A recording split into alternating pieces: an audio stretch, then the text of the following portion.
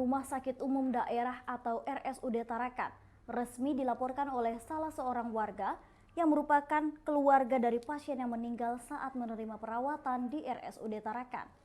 Laporan yang dilayangkan ke pihak kepolisian ini diduga atas kelalaian pihak rumah sakit hingga menimbulkan korban jiwa. Ini yang salah sih. Dari awal saya bilang sebelum masuk, mana surat tidak dicek.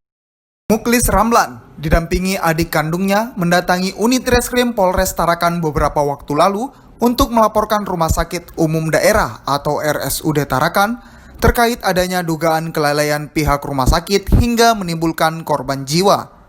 Atas dasar bukti dan saksi yang juga adik dari Mukhlis Ramlan bahwa pihak rumah sakit diduga lalai dan ceroboh dalam menangani pasien yang tak lain adalah orang tua dari Mukhlis Ramlan selaku pelapor hingga meninggal dunia. Kenapa ada orang gila disatukan dengan ibu saya yang... Di hadapan jurnalis, Mukhlis mengatakan awalnya pasien yang tak lain adalah orang tuanya menjalani perawatan mulai 9 Januari 2021 lalu di ruang tulip Rumah Sakit Umum Daerah dengan riwayat penyakit jantung. Saat itu pasien berada di satu ruangan dengan pasien lainnya yang diduga menurut adik kandung pelapor merupakan pasien penderita kejiwaan. Dan selama menjalani perawatan, orang tuanya mendapatkan perlakuan kurang manusiawi hingga akhirnya menghembuskan nafas terakhir pada 11 Januari 2021 lalu. Nah, teman-teman sekalian, tentu ini hal yang sangat duka dalamnya bagi saya. Sehingga kenapa saya bawa ke kepolisian?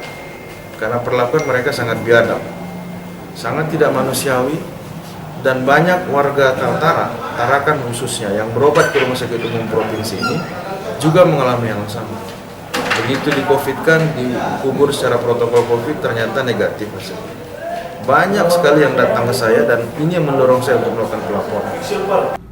Sementara itu, Kasat Reskrim Polres Tarakan, Ibtu Muhammad Aldi membenarkan adanya laporan tersebut dan pihaknya akan menyelidiki lebih dalam kasusnya dan juga memanggil pihak rumah sakit untuk dimintai keterangan terkait kejadian itu.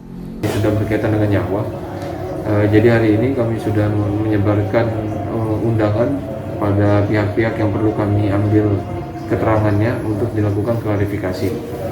Dan juga apabila ada petunjuk-petunjuk lain yang harus segera kami amankan, pasti langsung kami amankan.